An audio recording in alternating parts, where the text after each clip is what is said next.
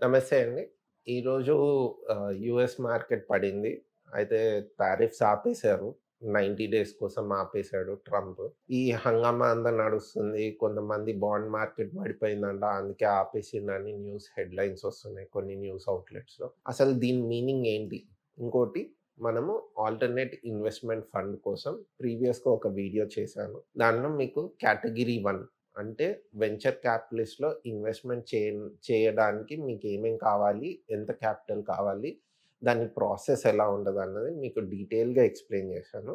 ఇప్పుడొచ్చేసి category 2లో bonds ఉంటాయండి. Corporate bonds అంటే ఏం లేదు. ప్రైవేట్ కంపెనీస్ ఇచ్చే వాళ్ళవి కార్పొరేట్ బాండ్స్ అంటారు. లేదు మీకు సర్టిఫికేట్స్ ట్రెజరీ బిల్స్ అంటారు. Treasury bills is nothing but government నుంచి వచ్చే బాండ్స్‌ని ట్రెజరీ బిల్స్ అంటారు.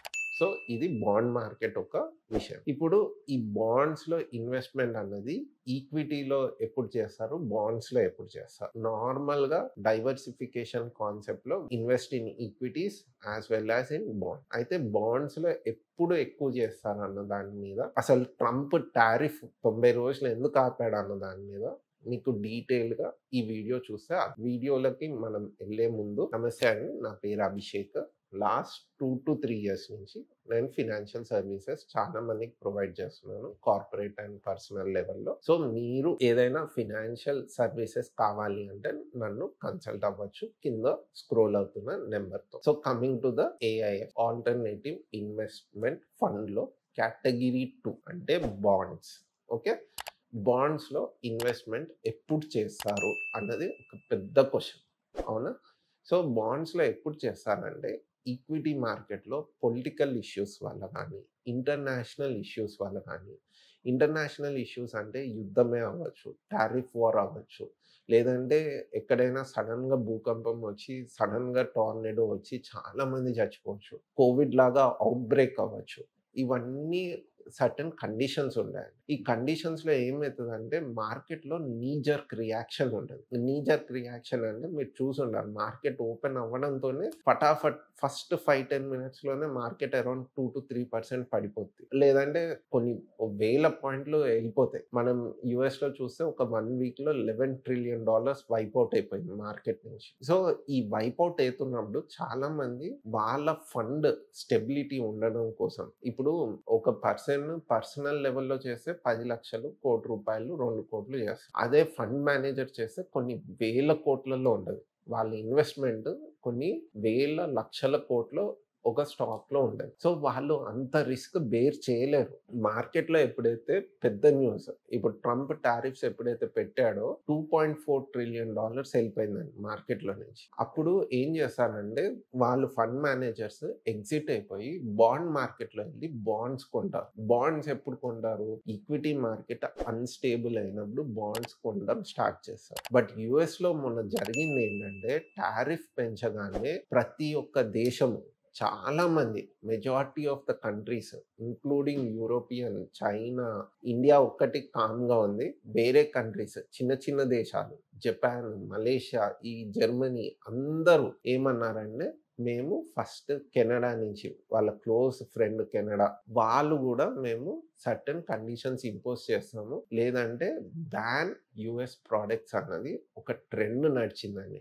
వరల్డ్ వైడ్ ట్రెండ్ నడిచింది. ఇండియాలో అంత పెద్ద ట్రెండ్ లేదు. ఎందుకంటే మనం యూఎస్ ప్రొడక్ట్స్ తెచ్చుకునేదే తక్కువ ఇండియాకి. సో, ప్రొడక్ట్స్ వైస్ చాలా తక్కువ. US software exports, technology exports ఎక్కువ. బట్ ట్రంప్ మనకేసిన టారిఫ్స్ గూడ్స్ మీద ఏసాడు. సర్వీసెస్ మీద ఏయలేదు. కాబట్టి ఇండియాలో ఎటువంటి నాయిస్ లేదు. ఎందుకంటే మన గూడ్స్ చాలా వరకు ఇండియాలో చేస్తారు. లేదంటే బయట దేశాల నుంచి వచ్చేది కూడా చైనా నుంచే ఎక్కువొస్తున్నాయి. ఓకే. సో, ఇప్పుడొచ్చేసి యూఎస్ నుంచి మనకి ఎఫెక్ట్ లేదు. మనకొకరికి తెలీదు. బట్ బయట దేశాలన్నీ టెస్లా కార్స్ చైనావోడు ట్రంప్ టారిఫ్ ఏసాడని చైనా టారిఫ్ ఏసింది. 125%కెళ్ళిపోయింది టారిఫ్. సో, ఇప్పుడు టెస్లా కార్స్ చైనాలో బాగా నడుస్తుంది. టెస్లా సేల్స్ డౌన్ అయిపోయాయి. ఎలాన్ మస్క్ ట్రంప్‌తో కలవడం వల్ల యూఎస్‌లోనే టెస్లా సేల్స్ పడిపోయాయి. సో, ఇలాంటప్పుడు ఏమైతదంటే ఇప్పుడు మీరొక ఇన్వెస్టర్ ఉన్నారు. మీరు ఏదైనా కంపెనీలో సేల్సే అవ్వట్లేదు, మొత్తం మునిగిపోతుందంటే వాడి దగ్గర పోయి బాబు నీ దగ్గర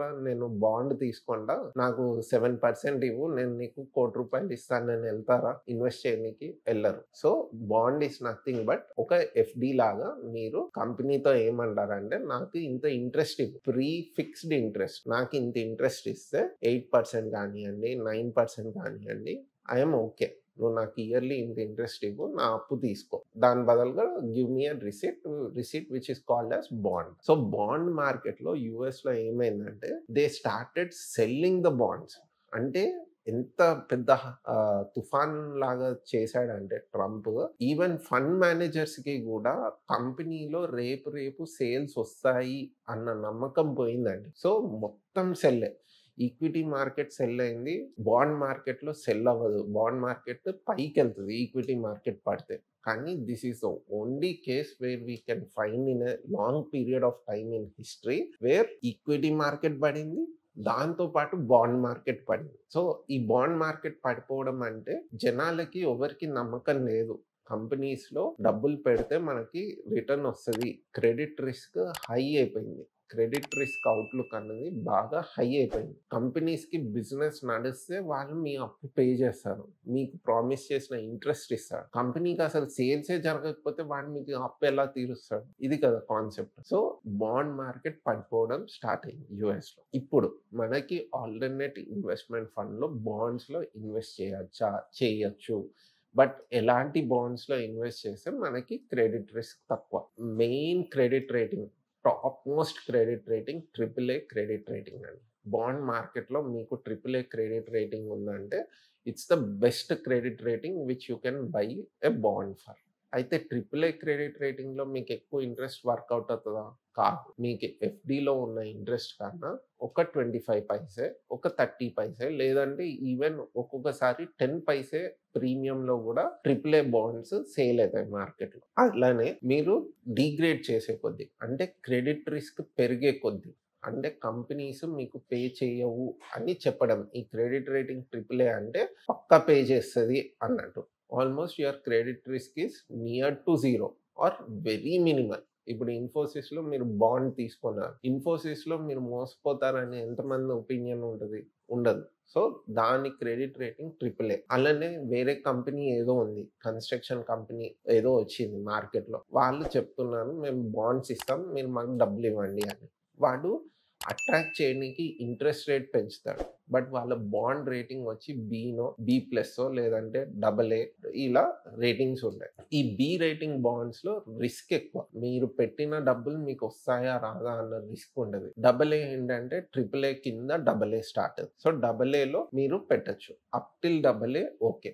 బట్ మీరు అగ్రెసివ్‌గా బాండ్స్‌లో మనం ఎక్కువ సంపాదించాలి అనుకుంటే people invest in B graded bonds. So, ఈ క్రెడిట్ రేటింగ్ అన్నది బాండ్స్‌లో ఇంపార్టెంట్ అండి. ఈ క్రెడిట్ రేటింగ్ చూసుకొని మీరు ఇన్వెస్ట్ చేయొచ్చు. బాండ్స్‌లో గూడా మీకు 11% ఇంట్రెస్ట్ ఇచ్చేవాళ్ళు ఉన్నారు మార్కెట్‌లో. మీకు అవి లిస్టెడ్‌లో దొరుకుతాయి మీకు. మీరు కొనొచ్చు. బట్ చేసే ముందు క్రెడిట్ రేటింగ్ మీరు కొత్త గనుక అయితే బాండ్స్ మార్కెట్‌లో go for a triple A rating bonds. లేదు కొంచెం రిస్క్ ఎక్కువ తీసుకొని ఒక 1% ఎక్కువ సంపాదిస్తా అంటే డబల్ ఏ బాండ్స్‌కి ఎళ్ళండి. But B grading anything below double A మీరు గనుక దాని కిందికి గనుక ఎళ్తే మీకు క్రెడిట్ రిస్క్ పెరుగుతూ ఉండది. దాంతో పాటు మీ రిటర్న్స్ పెరుగుతూ. ఇది ఆల్టర్‌నేట్ ఇన్వెస్ట్‌మెంట్ ఫండ్‌లో కేటగిరీ 2 అండి. సో, ఈ వీడియోలో నాకు తెలిసి మీకు చాలా ఇన్ఫర్మేషన్ దొరికుంటది. తప్పకుండా మీ ఫ్రెండ్స్‌తో షేర్ చేయండి. Until next video. నమస్తే.